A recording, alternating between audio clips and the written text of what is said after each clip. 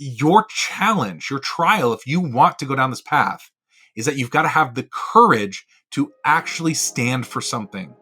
And you do that by looking at your industry and saying, what is my vision for my clients and for my industry? Where do I want to take them? Where do they want to go? Welcome to Built to Scale, where we have real conversations with entrepreneurs just like you about what it takes to build a thriving business without sacrificing your personal life. My name is Craig Severinsen, and I help people make more money working with better clients while also working less. And now I'm sharing it all with you. Let's dive in. What is up, everybody, and welcome to episode 28 of Built to Scale. And today we're talking about one piece of advice, and that is stop being a content consumer and start being a content creator. And not just any content creator. We're going to be talking about leadership level content. So this is going to be something you're going to want to take notes on. Grab a piece of paper, grab a pen, because this is going to transform the way you approach your content. So leadership level content, right? This is content that is basically the rallying cry to your community. It's the content that is like a banner that you put out in the marketplace and people can come and congregate to you and build a community around this content. And it is difficult to make this type of content, and it takes courage to make this type of content. So I think it's helpful if we talk about the different levels of content you can make to help you kind of wrap your head around and imagine how can you use leadership level content in your marketing strategy, in your business, right? So I like to classify content in 3 different levels. The lowest level, the easiest to make, is how-to content. So this is like if you've ever done a search on YouTube or whatever and said, hey, how do I blank thing? How do I update my LinkedIn profile or whatever? And found a video or an article that walked you through it. That is how-to content. The internet is swimming in how-to content. It is the easiest to make. It is the easiest to find. And this is probably where you and 90% of your competition are living right now in terms of messaging. You're talking about how-to stuff. The next level up. So even if you take one step up, you're doing better than 80% of your competition, and that is the why or results-oriented content. So in this level, it's like connecting to why we do things, right? Like saying, hey, here's my service, and this is why you'd want to use this service. We're talking results. We're talking ROI. That is better than most people are doing. It's more engaging than most people are doing, but it's not quite the top level of content yet, which is leadership level content. Now, leadership level content is content that really connects with your audience and drives action. And it's something that you can build a community around, right? It's something that drives identity even. And if you want to look at like great examples of this, man, we could pull out examples from all sorts of different industries, like overused, but classic Apple, right? Apple uses this type of content all the time when they talk about being creative. We could look at tools like Russell Brunson and being a funnel hacker, right? That's leadership level content for his tribe. Or even we could look at civic leaders like Martin Luther King, right? Talking about equal rights for all races, right? These are ideas that can change the world, can change the industry, and help people take their business or their life to another level, to another realm, right? Or even in the case of Martin Luther King, society, right? As a whole. It's good to have a mix of all 3 of these. And let me give you like some examples of all 3 of these content. And I'll use myself as an example. I'll open the door to my business and kind of show you how I do this.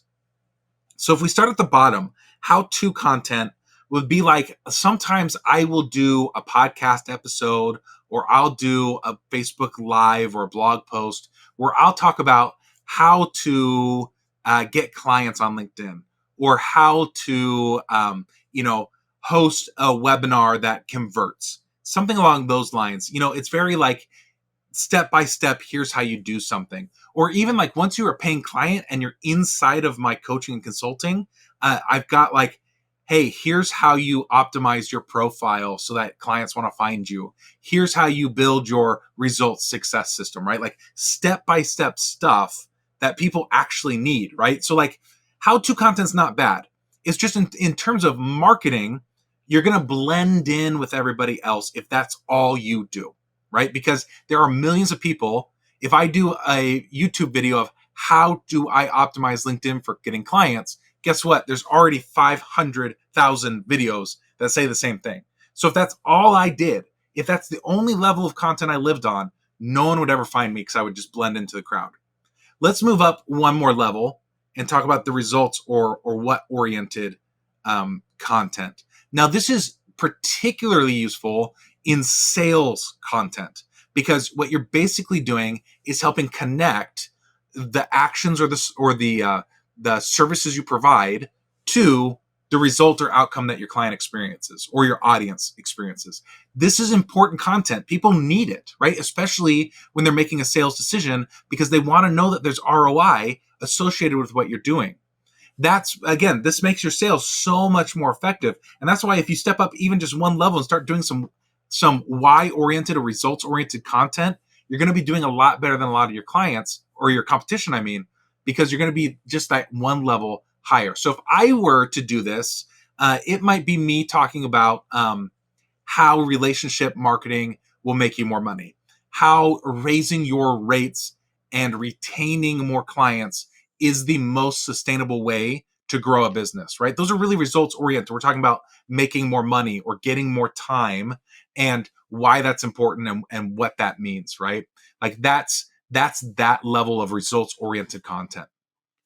Now, if we take it up one more step, for me, my leadership level content, what I feel called, like put into this position in my thought leadership is to inspire every entrepreneur to have both a thriving business and a full life, right? Like not giving into the two extremes, that what I call the two big lies, right? Of either hustle culture, where it's like you're going to have $1 million, but you're going to lose your personal life, or the loser culture, which is you can be happy, but you're not going to have any money. That both of those extremes are ridiculous, and let's get rid of them, and let's use systems, and let's use a framework to create a business that is both financially successful and allows you to have a family, or allows you to go on vacation, or allows you to have hobbies, right? To live a full life, right? So that is like the level of content where I can talk about, and people can look at me, and even with my competition say, Craig is very similar to this person over here, but I really like what he's saying about what I can do with my business, that I can use my business to support my life and that they don't have to be in competition. I like that. That resonates with me. I'm in Camp Craig. Let's go, right? Like that's what leadership level content does for you. Now, what's cool is the leadership level content will permeate all those different levels, right? And in one piece of content, you may have all three levels of content. You might have some how-to, you might have some results oriented, and you might have some leadership level. My point here is that 90% of people in the marketplace do not attempt the leadership level content. And if they do attempt to do it, they just try to mimic somebody else who's already been successful with it. Your challenge, your trial, if you want to go down this path, is that you've got to have the courage to actually stand for something. And you do that by looking at your industry and saying, what is my vision for my clients and for my industry? Where do I want to take them? Where do they want to go? And that's where you start with leadership content. You start articulating that vision to your audience, and you'll start to really find your voice when it comes to leadership level content.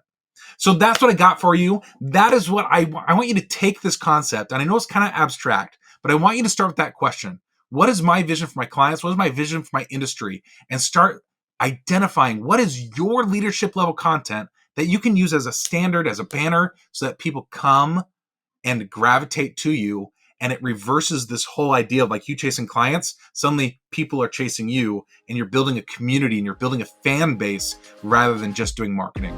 Okay, until next time, take some fast focus, imperfect action. I believe in you. I got your back. We'll talk soon. Thanks so much for listening. If this episode helped you, share with someone who needs to hear it as well. For more information on how you can work with me and great resources for your business, head over to builttoscalehq.com. Join us next time for Built to Scale. And until then, take some fast, focused, imperfect action. I believe in you. I got your back. We'll talk soon.